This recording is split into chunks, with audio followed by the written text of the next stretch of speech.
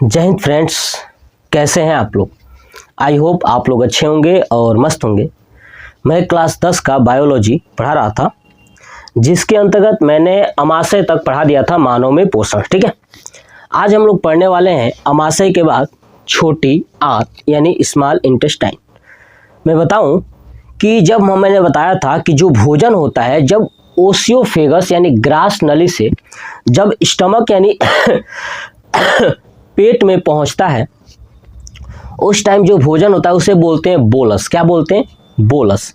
लेकिन जब पेट के अंदर भोजन में से है ना प्रोटीन और वसा का और कार्बोहाइड्रेट तो जो कि मुंह में ही पच गया था, और जो प्रोटीन और वसा है जब ये साथ में पचते हैं तो उस टाइम जो बनता है ना वो बोलता है काइम। क्या होता है? काइम।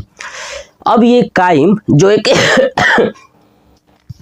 पाचन तंत्र के छोटी आंत में पहुंचता है। तो चलिए अब छोटी आंत के बारे में डिटेल्स के साथ पढ़ते हैं। बोर्ड पे मैंने लिखा हुआ है, देखिए कि छोटी आंत को क्या बोलते हैं? क्षुद्रांत। ठीक है, यानी स्मॉल इंटेस्टाइन। यह छोटी आंत में भोजन का पाचन एवं अवशोषण होता है। देखिए जो छोटी आंत है ना उसके अंतर्गत भोजन का पाचन एवं अवशोषण होता है। जो छोटी आंत है ना इसकी लंबाई लगभग 6.5 मीटर होती है। कितनी? 6.5 मीटर होती है, तथा इसकी चौड़ाई 2.5 सेंटीमीटर होती है। किसकी? छोटी आंत की जो चौड़ाई है 2.5 सेंटीमीटर और जो लंबाई है वो लगभग 6.5 मीटर होता है। इसी छोटी आंत के अंतर्गत एक विल्ली पाई जाती है, और ये विल्ली क्या करती है कि जो भोजन पचा हुआ है ना उसको अवशोषित कर लेती है। ठीक है, तो इसमें विल्ली पाई जाती है जो पचे हुए भोजन का अवशोषण करती है। क्या करती है? अवशोषण करती है।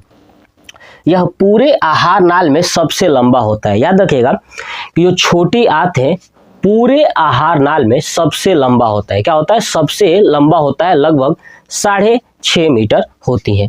अब जो ये छोटी आंत है इसके अंतर्गत भोजन का पूर्ण रूप से पाचन हो जाता है। ये भी याद रखिएगा कि भोजन का पूर्ण रूप से पाचन कहाँ होता है? तो छोटी आंत में। अब जो छोटी आंत है ना ये मुख्यतः 3 भागों में बांटी गई है। कितने?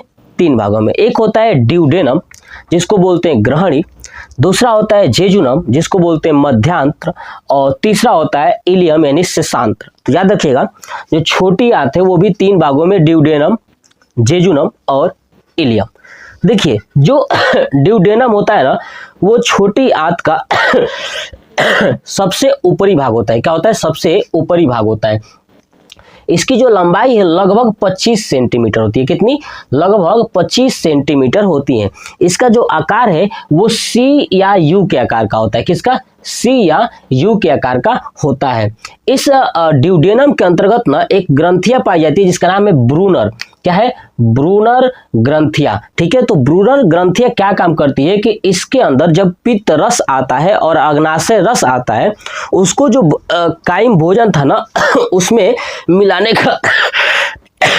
का काम करती है। कौन? तो ब्रूनर ग्रंथिया। बात समझ में आ गई कि देखिए छोटी आंत का ऊपरी हिस्सा कौन सा है? ड्यूडेनम है, और ड्यूडेनम लगभग 25 सेंटीमीटर लंबी होती है, और इसका काम क्या है, मतलब इसका आकार क्या है कि सी और यू के आकार की होती है। इसके अंतर्गत ब्रूनर ग्रंथियां पाई जाती हैं जो अग्नाशय रस तथा पित्त रस को वो जो भोजन कायम था ना उसमें मिलाने का काम करती हैं। ये आगे चल के बताऊंगा कि अग्नाशय रस और पित्त रस कहाँ से आते हैं जब पाचक ग्रंथियां पढ़ाऊंगा। ठीक है, तो ये था हमारा ड्यूडेनम। दूसरा आता है जेजुनम। क्या आता है? जेजुनम यानी मध्यांत्र। देखिए यह जो है कि इसका मध्यांत्र क्यों नाम है? क्योंकि छोटी आंत के मध्य में होता है। ठीक है, यह मध्य में होता है। इसमें भोजन का न तो पाचन होता है न ही अवशोषण होता है। याद रखिएगा कि छोटी आंत के किस भाग में भोजन का न तो पाचन होता है और न ही अवशोषण होता है, तो आपका होगा आंसर जेजुनम। ठीक है, तो ये जेजुनम में न भोजन का पाचन होता है न ही अवशोषण होता है। जेजुनम की लंबाई लगभग जो है कि 2.4 मीटर होती है। कितनी? 2.4 मीटर होती है। समझ में आ गया? चलिए छोटी आंत का सबसे जो लास्ट हिस्सा है वो है इलियम यानी शेषांत्र। देखिए इलियम क्या है, तो छोटी आंत का, मैंने बताया छोटी आंत का अंतिम हिस्सा होता है। इसकी दीवार जो है ना कि जेजुनम की दीवार से पतली होती है ना। जो इलियम होता है उसकी जो दीवार है वो जेजुनम की दीवार से पतली होती है, और इसकी लंबाई जो है ना कि छोटी आंत के जितने भी भाग थे उसमें सबसे ज्यादा होता है, लगभग 3.4 मीटर। तो देखिए यह छोटी आंत का अंतिम हिस्सा होता है। इसकी दीवारें जेजुनम की, है ना, जेजुनम से क्या होती है, पतली होती हैं, और इसकी लंबाई लगभग 3.4 मीटर होती है।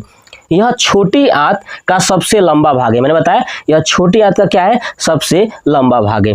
और इसी इलियम में पाया जाता है विल्ली। क्या पाया जाता है, विल्ली, जो भोजन को पूर्ण रूप से अवशोषित कर लेता है और पाचन कर लेता है। समझ में आया? तो यह बड़ी, देखिए इसमें विल्ली होता है जो भोजन का अवशोषण करती है। यह बड़ी आंत के सिक्कम में खुलता है। ये जो इलियम है यही बड़ी आंत के सिक्कम वाले भाग में खुलता है। जब मैं आपको बड़ी आंत पढ़ाऊंगा तो बताऊंगा कि बड़ी आंत के भी कितने प्रकार है। तो ये था हमारा छोटी आंत यानी स्मॉल इंटेस्टाइन। अगर आप ये पढ़ लेते हो, जितना मैंने बताया सिर्फ इतना ही आप सीख लेते हो, तो आपका कंपटीशन और क्लास 10 दोनों कंप्लीट हो जाएगा। इससे ज्यादा कुछ नहीं आने वाला। पहला प्रश्न ही क्या बनता है कि छोटी आंत की लंबाई कितनी है, तो आप कहिएगा 6.5 मीटर। छोटी आंत को छोटी आंत क्यों कहा जाता है, क्योंकि इसकी चौड़ाई कम होती है लेकिन लंबाई ज्यादा होता है। बात समझ में गए? छोटी आंत जो है कि पूरे आहार नाल में सबसे लंबा होता है, ठीक है। इसी छोटी आंत के अंतर्गत विल्ली पाई जाती है जो भोजन का अवशोषण करती है और पाचन करती है ना। यह भोजन का पूर्ण रूप से पाचन किसमें होता है तो याद रखिएगा छोटी आंत में भोजन का पाचन हो जाता है। छोटी आंत के कितने भाग होते हैं, तो ड्यूडेनम, जेजुनम और इलियम, ठीक है। ड्यूडेनम जो है कि 25 सेंटीमीटर का होता है, और जेजुनम जो है कि 2.4 मीटर का होता है, और इलियम जो है कि 3.4 मीटर का होता है। सबसे लंबा छोटी आंत का जो भाग है वो होता है इलियम। इसी इलियम के अंतर्गत पाया जाता है विल्ली, जो भोजन का क्या करती है, अवशोषण कर लेती है। क्या कर लेती है, अवशोषण कर लेती है। बात समझ में आ गई? पूरा कॉन्सेप्ट यही आपको याद रखना है, ठीक है। चलिए तो आप इसका स्क्रीनशॉट ले लीजिए, ठीक है। मैंने आपको चीजें समझाया और कॉन्सेप्ट भी समझाया। तो वीडियो कैसा लगा कमेंट बॉक्स में कमेंट करके जरूर बताइएगा। जय हिंद।